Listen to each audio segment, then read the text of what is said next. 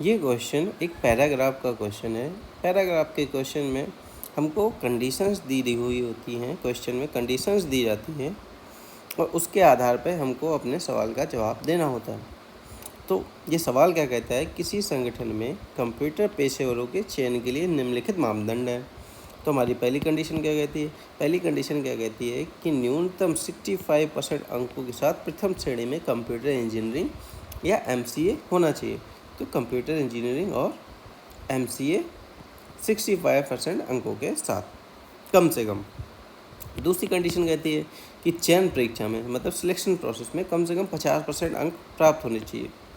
तीसरी कंडीशन क्या कहती है कि साक्षात्कार में कम से कम 40% अंक प्राप्त होने चाहिए।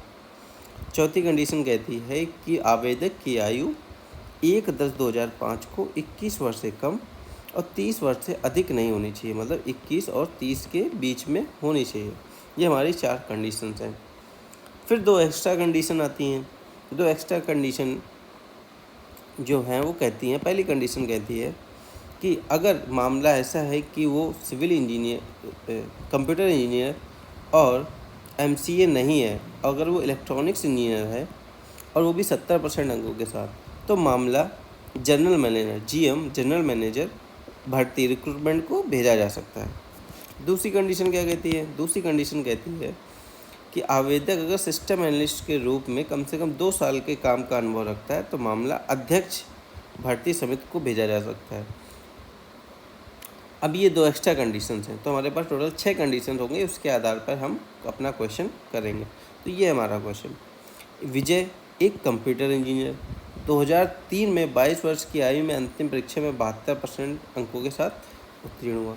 जो हमारी पहली कंडीशन है कि कंप्यूटर इंजीनियर और MCA होना चाहिए 65% अंकों के साथ, वो ये पूरी कर रहा है। दूसरी कंडीशन क्या है कि उसने चयन परीक्षा में 70% अंक प्राप्त किए। दूसरी कंडीशन भी पूरी हो रही है क्योंकि चयन परीक्षा में हमें 50% ही अंक चाहिए। तीसरी कंडीशन क्या है कि साक्षात्कार में 48% अंक प्राप्त किए, वो भी ठीक है, वो भी पूरी हो रही है। चौथी कंडीशन क्या है कि इसकी आयु 2006 को 21 से 30 वर्ष के बीच में होनी चाहिए।